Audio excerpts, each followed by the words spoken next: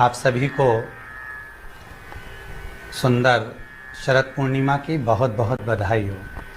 बाबा विश्वनाथ की कृपा आप पर सदा बनी रहे। आ गया शरद पूर्णिमा की रात्रि। बड़े से बड़ी बीमारियां, बड़े से बड़े रोग, बड़े से बड़े बड़े कष्ट इस शरद पूर्णिमा की रात्रि को छूट जाते हैं। दमे की बीमारी, श्वास की बीमारी, अनिद्रा की बीमारी, रात्रि को जगना, ये सारी बीमारियां शरद पूर्णिमा की रात्रि को अगर व्यक्ति अपने जीवन को सुखमय बनाए, अपने जीवन को आनंदमय बनाए तो सब छूट सकते हैं। शरद पूर्णिमा की रात्रि को पीपल के पत्ते 5 लेकर उसके ऊपर खीर डालकर रात्रि को खा लेने से महाराज दमे की बीमारी, श्वास की बीमारी रुक जाती है। वो बीमारी बढ़ती नहीं है, उससे कष्ट नहीं होता। जिन बच्चों के नेत्र कमजोर होते हैं, रोशनी कमजोर होती है, शरद पूर्णिमा के दिन रात्रि को 12 बजे भगवान चंद्रदेव का दर्शन कराइए। 5 से 7 मिनट तक नयन मिलाएं चंद्रदेव के साथ और बाद में एक पीपल के पत्ते पर खीर जो चंद्र के नीचे रखी हुई है उसी खीर को चटा दीजिए। फिर चंद्र का दर्शन कराओ, फिर खीर को चटा दीजिए। महाराज नयन की ज्योति बढ़ती है। नींद नहीं आती तो निंद्रा देवी प्रवेश करती है, निंद्रा अच्छी आती है, आनंदित होता है। महाराज जिस व्यक्ति के शरीर में गांठ पड़ जाती हो, शरीर काला पड़ जाता हो, चट्टे पड़ जाते हो या दांत खाज खुजली हो जाता हो, उसके लिए भी शरद पूर्णिमा की रात्रि को 12 बजे महाराज भगवान चंद्रदेव के लिए 21 दिए जलाए जाते हैं। उस 21 दिए की कालोच एक थाली में इकट्ठी करी जाती है। कालोच को इकट्ठी कर कर शरीर में गाय के घी के साथ में जहां जहां जगह पर चट्टे हैं, गांठ है, वहां लगाया जाता है। उसको 5 या 7 दिन लगाइए। उसके बाद में रोज प्रतिदिन लगाने के आधे घंटे बाद स्नान कर लीजिए, आराम लगना प्रारंभ हो जाता है। महाराज आज शरद पूर्णिमा की रात्रि से लेकर कार्तिक पूर्णिमा की रात्रि के बीच में जो दामोदर भगवान का, कृष्ण का, शिव का मंगल आनंद करेगा, अभिषेक करेगा, पूजन करेगा, स्मरण करेगा, उसके सारे दुख दरिद्र दूर हो जाएंगे। रात्रि को आप बड़े प्रेम से खीर बनाओ, चंद्रदेव की साक्षी में रखो, भोग लगाओ भगवान श्री हरि को।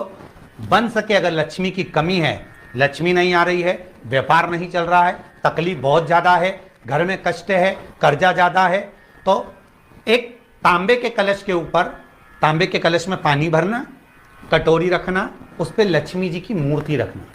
लक्ष्मी जी की मूर्ति नहीं हो तो चांदी का सिक्का रखना।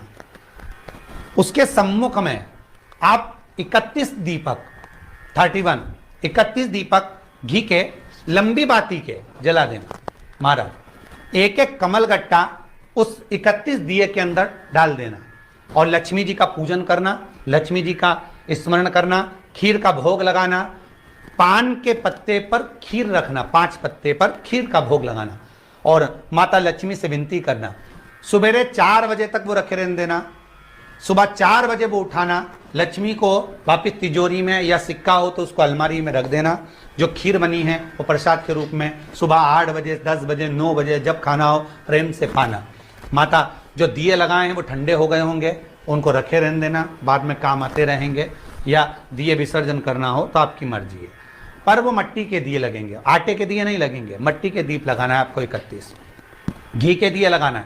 लक्ष्मी जी का पूजन करो, कंकु, चावल, हल्दी, मोली से, सब तरह से। शरद पूर्णिमा की रात्रि को सुख मिलेगा, आनंद मिलेगा, लक्ष्मी की वृद्धि होगी, कार्य सिद्धि होगी। दूसरा क्रम, अगर कार्तिक पूर्णिमा हो, शरद पूर्णिमा हो, ये दोनों पूर्णिमा पर शरद पूर्णिमा के दिन आप शाम को प्रदोष काल के समय 4:30 बजे से 6 बजे के बीच में 1 लोटा पानी, उसमें 5 बेलपत्र रखकर, 1 कमलगट्टा डालकर भगवान चंद्रेश्वर महादेव के नाम से भगवान शंकर को चढ़ा दीजिए। आपकी जो कामना हो वो कामना कर कर चढ़ाएं, विनती करें चंद्रेश्वर महादेव को और निवेदन करें कि हमारा ये कार्य सफल हो।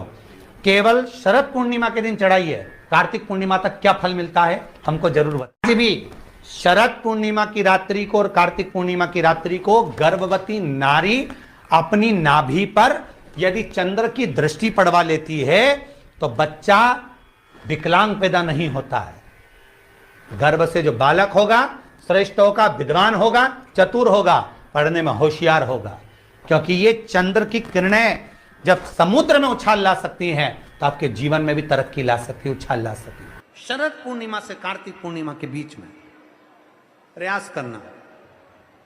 दुकान नहीं चल रही हो, व्यापार नहीं हो रहा हो, तकलीफें बहुत ज्यादा हो, घर में क्लेश जाता हो, अशांति ज्यादा हो, पैसे नहीं आ रहे हो, 1 रुपया कमा रहे 100 रुपये खर्च हो रहा है, बहुत टेंशन है, तो शरद पूर्णिमा से कार्तिक पूर्णिमा तक एक हल्दी और कुंकू ये थोड़ा सा मंदिर में लेकर जाइए। हल्दी और कुंकू जरा जरा सा ले जाओ, अशोक सुंदरी वाली जगह पर पहले शंकर जी पे जल चढ़ा दो, अशोक सुंदरी वाली जगह पे जल चढ़ा दो, और वह हल्दी और कुंकू की एक एक बिंदी अशोक सुंदरी वाली जगह पर अपनी कामना कर कर लगा कर आओ। उसी में से वो हाथ जो तुम्हारा गीला है कंकु हल्दी का, वही हाथ लाओ, घर में प्रवेश करते समय अपनी देहली पर थोड़ा सा लगा दीजिए।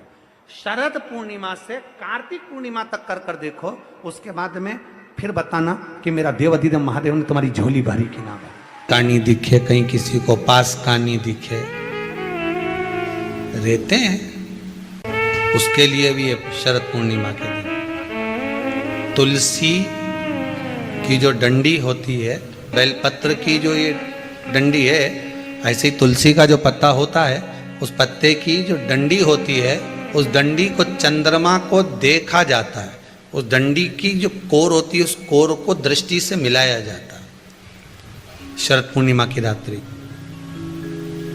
ठीक 12 बजे आप चंद्रमा की, जैसे चंद्रमा का भाग, उस चंद्रमा के भाग को आप उस डंडी के भाग से निहारने का प्रयास करिए।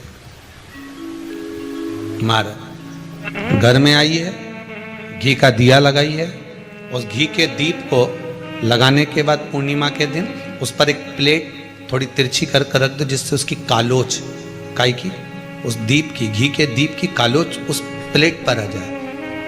थोड़ी सी कालोच ले लीजिए, 5-10 मिनट में आ जाएगी। उसको गाय के घी में मिलाकर आंखों में सुरमा लगाकर रात्रि को सो जाइए। 3 दिन बाद आप महसूस करेंगे कि नेत्र की ज्योति बढ़ना प्रारंभ हो रही है। पूर्णिमा का जो चंद्र है वो विशाल का है, और उस चंद्र की पूर्णता में हमारी अभिलाषाएं भी पूर्ण हो। अब पूर्णिमा के व्रत में आपने कई बार किताब पढ़ी होगी पूर्णिमा की, या आपने व्रत किया होगा, या पूर्णिमा का व्रत आप धारण करे होगे, तो उसमें पूजन कौन से भगवान की होती? पूर्णिमा के व्रत में केले के खंभ लगाकर पूर्णिमा का जो उद्यापन होता है, पूर्णिमा की जो पूजन होती है, उस पूजन में शंकर और पार्वती की पूजन की जाती है। शंकर और पार्वती का पूजन क्यों करा जाता है पूर्णिमा के व्रत में? क्योंकि शिव और माता पार्वती ही केवल एक ऐसे हैं जिन्होंने अपूर्ण लक्ष्मी को भी पूर्ण बना दिया था। किसको पूर्ण बनाया है? लक्ष्मी।